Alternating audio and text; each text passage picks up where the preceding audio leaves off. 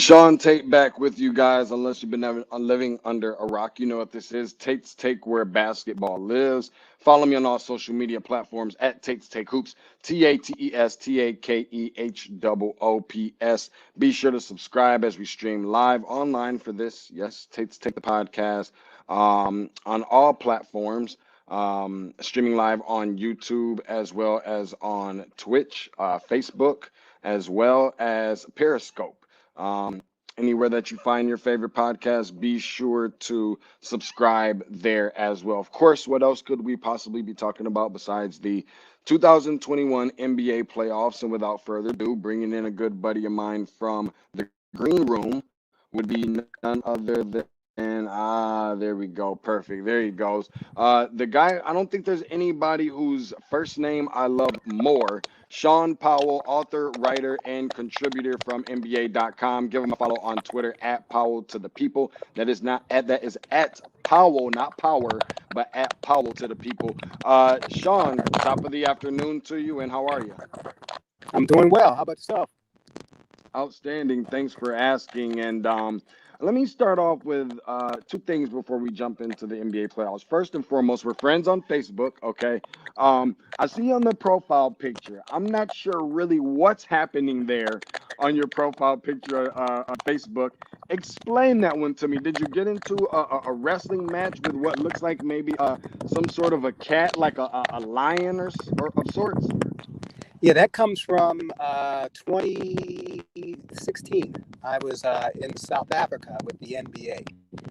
That's when they had NBA Africa exhibition games in Johannesburg. And after it was all over, it was myself, Giannis, Joel Embiid. We all went to a lion park, and where you could see real lions, and you could also get close with cubs. And so I got close to a cub, and I'm just minding my own business. All of a sudden, this cub is taking a bite out of my shin, and I'm like, "Whoa!" I don't know who it was. I think it was Tim Frank, the vice president of public relations for the NBA. He took the picture of my agony, and then he sent it to me, and I said, "Well, this is the perfect avatar. It shows you how vulnerable I am. Here, I'm a grown man getting eaten up by a cub." The Lion King himself. Are you on the golf course right now? What's happening? Is it vacation? Hey, What's man, going on right now? with the NBA playoffs, man, you got to squeeze in some golf or something like that whenever you get a shot. So uh, you caught me at a good time. You know, my golf game has been horrible today, so I need some relief. I'm a little bit envious if I'm just being honest. I would do anything right now to be able to add some color to this extremely pale body. One more question before we get into NBA playoffs. I saw you posted something not too long ago about how you've had so many different opportunities to interview so many different guys within the NBA. And in this short story that you kind of elaborated a little bit on how you didn't have that opportunity with one particular guy. Explain to us what that's about and who that particular guy is, because I have a very similar story myself, believe it or not. So it just kind of caught my attention a few days ago. Yeah, I've been very fortunate to be in the business for a little bit, and even the greater blessing and fortune to be able to interview pretty much everybody. Everybody who I've wanted to interview, pretty much. I mean, Barack Obama, does it get better than that now, does it? You can go on down the line, Michael Jordan. I mean, really, just pretty much Derek Jeter, on and on. Anyway, but the one athlete I've never had a chance to sit down and interview with was LeBron James. And you would find that kind of strange, given that, I'm an NBA writer and LeBron is, in his 16th year. But on one hand, I never was based in the city where LeBron played. Never was based in Cleveland, never was based in Miami. I imagine if I had based in those cities, I would have that opportunity. On the other hand, you put in a request and, it doesn't come through. So, I was never based in Michael Jordan City, but that was never a problem. Look, he's very popular. He's very much in demand. He can be choosy and picky, and he chooses to do things with a group rather than individual. I understand it. Trust me, I've been in the business a long time. But you would just think that at some point I could pull the guy aside for like 10, 15 minutes and get something. So it never happened. I don't take it personally or anything like that. I just thought that it was weird that I can pretty much interview everybody else on the face of the earth but one person. Interestingly enough, and hopefully I'm not like striking a nerve by asking that question. It was just something I No, was kind not at of all. curious of, because I had a very similar opportunity or situation where I was actually called at one point by my sports director at the time, like, hurry up and get down here. The Cavs are obviously in town, and I know I'm way down at the bottom of the totem pole list of guys that would be offered and asked to interview LeBron James for a shoot around and practice type situation, one on one, if you will, and so forth.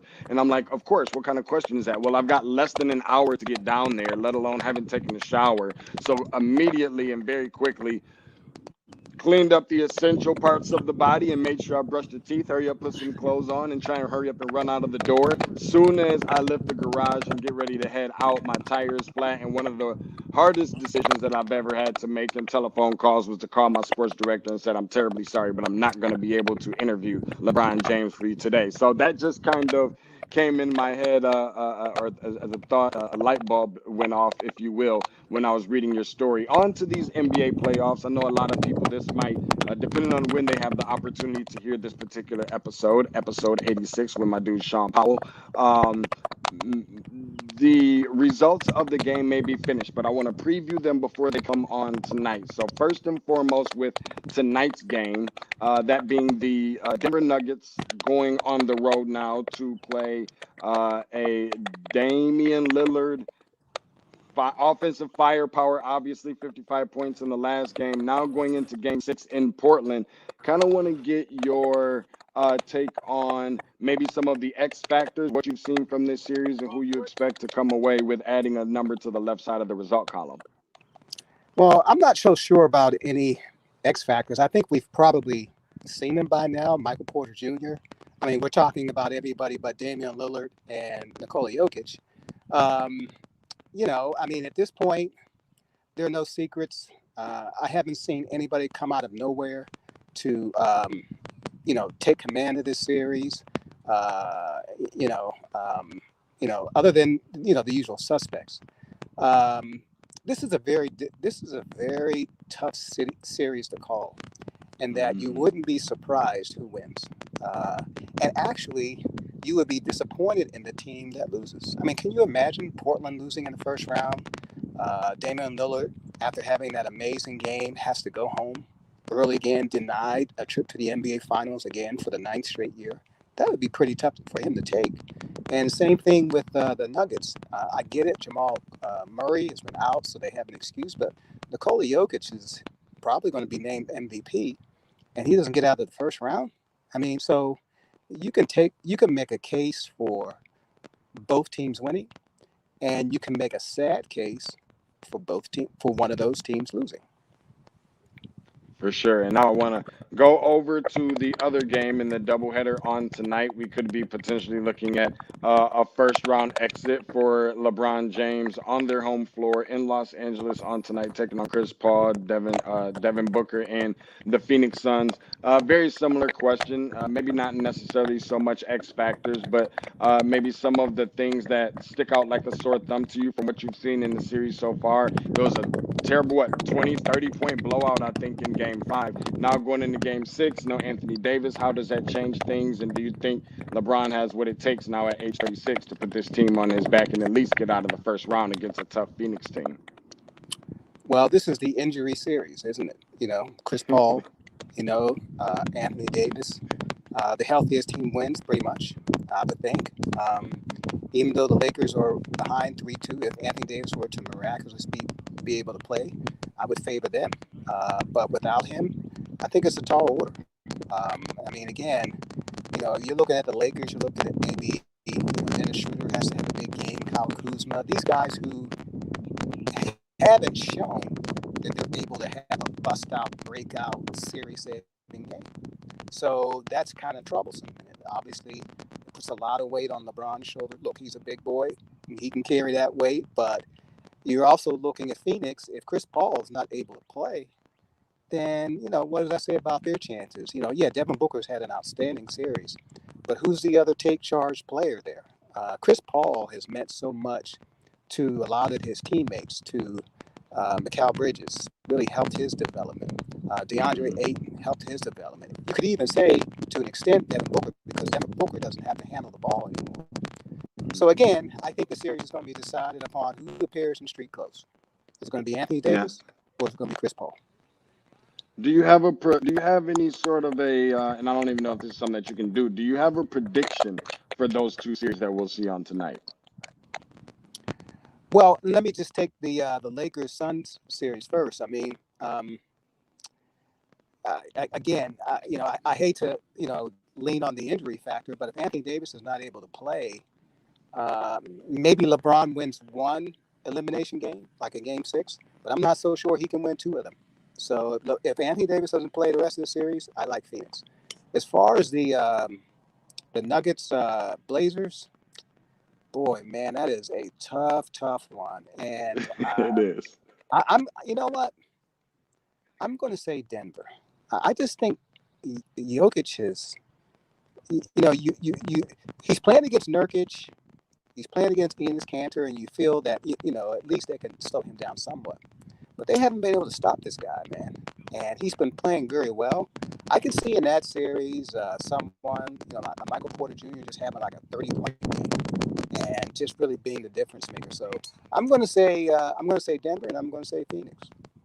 Nurkic obviously having to stay out of foul trouble. Carmelo Anthony's got to come up somewhat big for that team to kind of contribute and assist with Damian Lillard as well. And just looking at the Denver Nuggets, not having that defensive anchor, Will Barton, Gary Harris from last year, Jeremy Grant, now a Detroit Piston, kind of shaking things up for those guys just a little bit. I want to move over now into the game that we will see take place, the only game I believe that will take place on tomorrow, where it seems like no home team can win on their on their home floor. Now the Dallas Mavericks, after a miraculous performance by Luka Doncic, hosting the Los Angeles Clippers. At this point, I'm not sure if that's really a good thing or a bad thing anymore because nobody can win on their floor. It's appeared to me, and you just let me know if you agree with this or how you feel, but or if I'm totally off base, which I could be, but it appears that I'm not sure if I would say chemistry issues necessarily for the Los Angeles Clippers. Going down 2-0 and then tying it at 2-2, feeling really good about their chances from there. And then you see what happened on yesterday. Um, Having the better talent for sure, but the feel is that Dallas has the better team. I'm not sure that I want to go up against the Dallas coach either. Just what are am I pretty on base with that, or do you feel a little different? No, I think you're absolutely right. And you just left off one thing. Dallas has the better player. Luka Doncic in this series has just been, I mean, he's been better than Kawhi Leonard, better than Paul George. I mean, there's really nobody else to really compare him to. He has taken his team on his back and on his sore back, I guess I should say, and carried them. And the thing about it is he dictates so much. The really other thing about Luka, he's such a smart player. You see how he gets the switches that he wants. Hmm. If Kawhi Leonard's on him, whoever say I don't know, just pick a player that you feel that he can victimize. He'll have that teammate come over, and you'll have the switch. You see it constantly with Reggie Jackson. Whoever Reggie Jackson's guarding, that man will come over, set the pick, and then now you have the switch that Luka Doncic wants. And he is so clever in setting that situation up. And for the life of me, I just don't see why the Clippers just don't double team him. Look, if the guy, I would rather have that guy have 20 assists than 40 points. Okay? Get the ball out of his hands. Put it in somebody else's hands who may not be comfortable in that situation. And I can go to sleep at night knowing that Tim Hardaway Jr. beat me, Kristaps Porzingis beat me, but I can't go to sleep at night when Luka Doncic beats me. I can't sleep at night because he should never, ever. The same thing with Damian Lillard. Those guys should never be in a position where they're going one-on-one against somebody. That's just bad coaching, bad strategy. Luke, You saw the way Damian Lillard kept lighting up, hmm whoever was thrown his way that last game. And not once everybody. was he ever doubled. Are you kidding me? Are you kidding me? So you mean after the fifth time he lit somebody up, you might think about doubling him? Oh my goodness. Don't get me started, man. My dude with the best first name in the world, Shaun Powell, author, writer, and contributor for NBA.com. Find him on social media at Powell to the people. That is at Powell to the people. I want to switch over to the Eastern Conference and just ask two more questions for you, to you while we are still on here, but not before I make sure that we get our bills paid first. This segment is powered and sponsored by Exotics by Curtis Smith. Look good, feel good, play great. Exoticsproducts.com, all 110% natural products, no chemicals added, makes great Father's Day gifts, graduation gifts, birthdays, you name it, exoticsproducts.com. But not before you go to the checkout and put in that discount code. Tate's Take, Tatestake. You see it there at the bottom of the ticker. Get your 15% off. Now, with that being said, Shaun, I want to start first with the first game that we will see, or the first one of the first matchups we'll see in the Eastern Conference, who a lot of people feel like is likely could potentially be the front runner to make it to the NBA Finals. You got the Milwaukee Bucks, you got the Brooklyn Nets. A lot of firepower, a lot of star power there in that matchup as well. How do you see that one shaking out, and in how many games? Talk to me about those matchups. I think this series comes down to one thing. How good of a defensive team does Brooklyn need to be? Really, because that's about it. You know they can score. You know they got the star power. If it comes down to a last minute shot, they've got guys for that. But how good of a defensive team do they have to be? Do they have to be a very good defensive team against Milwaukee? Can they get away with being an average defensive team against Milwaukee? That's really what it's all about. Because when you look at the Brooklyn Nets, that's really their one true weakness. Yeah, they're not a great rebounding team either, but defense is their big weakness. If Milwaukee can score 130, 135 points, Brooklyn's in trouble. Brooklyn's in trouble. And I realize that team can also score 130, 35 points. But Milwaukee's got a good defensive team. You see what I'm saying? Not only can No, Milwaukee oh, absolutely. score, not only are the Bucks among the top 5 NBA teams in scoring, they're also among the top 5 NBA defensive teams. In decent So they have defense, that yep. balance. And I think that's what it'll really come down to. Yeah, and not only that, I mean, even in some cases, I'm not sure how big of an issue it might be seeing uh, um, the Greek freak Giannis Antetokounmpo maybe being able to convert on some of those 3-point shots, maybe even more simple, what I call the charity stripe or the free space on the bingo card, the free throw line as well, where he tends to struggle from time to time. Switching over now to the other game in the Eastern Conference, last question for you here in this matchup, which was essentially confirmed as of last night. Arguably the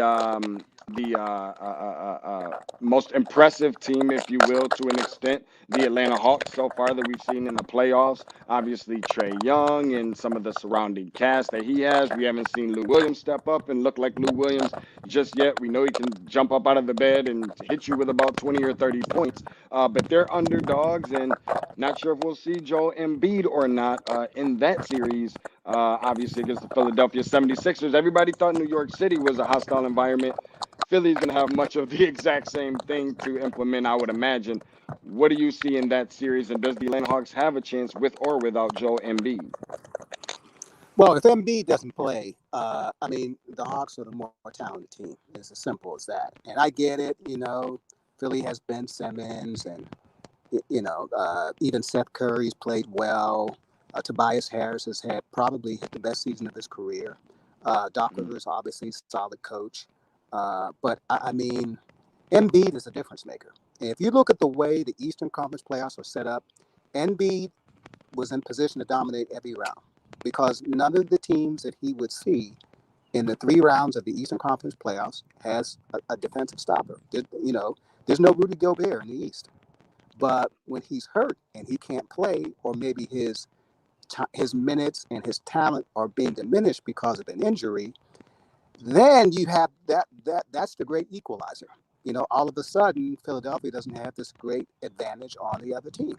So look, the Hawks are very good. They got some good shooters. And if one or two of those shooters go cold, they can reach down the bench and get 2 or 3 others, put them in the game. A lot is dictated on Trey Young. He's the guy who sets it. He dominates the ball, high usage. He sets everything up. And when he plays well and he's getting to the line and getting those the calls from the officials, he's dangerous. Okay. When he is misfiring on his 3-point shots and he's not getting into the line and he's not getting his teammates involved, then they're in trouble. So I would say that's really what it comes down to in that series. Again, I hate to hedge my bet here because we just don't know where Joel Embiid's going to be physically. I would say that if Joel Embiid misses games or is less than 75%, I would give the Hawks the victory. If Embiid is ready to play, then I'd see the Sixers winning rather easily, actually. Hard to duplicate that Hawks depth being one thing, and certainly playing with a chip on their shoulder. Obviously, the Philadelphia 76ers are too, because this whole trust the process thing, that stuff is over. Now it's time to go out and get it. And I would imagine when Atlanta, it's time for them to go back to State Farm Arena. This isn't about selling plush couches and canopies and everything else anymore. They're coming in there to try and get a raucous crowd in front of them to make it very difficult for Philly as well. But of course, first they'll have to be on the road to the city of brotherly love. Appreciate you, Shaun, man. Really, really do, and grateful and appreciative for you joining the program on today for episode 86.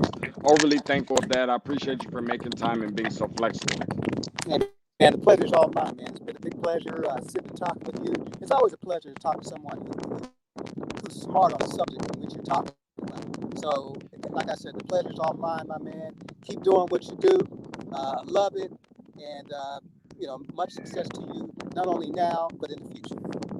Thank you much. And next time you go out to Africa, you might have to put me on the plane with you so I can get Uh, out there, mess around with the kittens a little bit too. I do appreciate it. That's my dude, Shaun Powell, that joined us from NBA.com, author, writer, contributor from NBA.com. That is. Make sure you give him a follow on social media at Powell to the People. That is at Powell to the People. And speaking of the people, I need the people to do me a huge favor. I need the people to make sure that you go and subscribe to the podcast. You never know who we're going to have on here. I mean, just yesterday we had Mike DeCourcy on here talking a little bit about the retirement announcement, breaking news. Coach K retiring after his 42nd season in college basketball, and earlier brought on the voice of the Atlanta Hawks and Steve Holman to kind of recap the series against the Knicks and previewing the series against the Philadelphia 76ers. Got some other people in mind as well. I might have to reach out to Jay Billis and see if he can come on and talk about Coach K a little bit, amongst some other guys that would be really interesting to see them come on to share their knowledge and their expertise and their passion here on my platform. So go and do your part, subscribe. You know that you always have a voice to be heard here on the show as well. So as I always say, don't save it for the local barbershop. Don't save it for the local sports bar. We're talking it right here on the podcast. Feel free to leave me up to a 5-star rating and or a leave a review if you kind of enjoy, if you will, these guests and the episodes that we are putting forth and out there in front of you for everyone that interacts and so forth. And I've already subscribed. Anywhere you find your favorite podcast, we like to call it the best, the most entertaining, the most informational, and of course, the most educational basketball content on the planet in the form of a podcast. Follow along on all social media platforms at Tate's Take Hoops. That is at TATES TAKEHOOPS.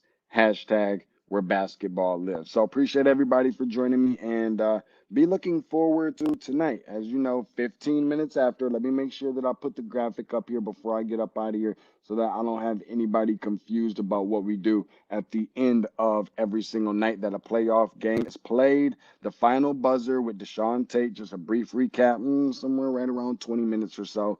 I'm quite the talker, as you guys already know or gonna learn very soon. So it does exceed 20 minutes from time to time, but we get guests on there as well, breaking down every single playoff game that was played that night. So that takes place every single night, 15 minutes after the final NBA game concludes. So you can find us there on tonight after the Lakers and the Suns game, which I would imagine is going to extremely late. Let me see. 10:30 tip, 2.5 hour game. We're talking about somewhere around 1:15, 1:30 a.m. So if you're up then be sure to come over and check us out. Of course, we can get you up here and start talking some of this basketball with us as well. So appreciate everybody for doing so. And remember to go and subscribe, tell your friends, tell everybody to check out the podcast. Please and thanks. Bye.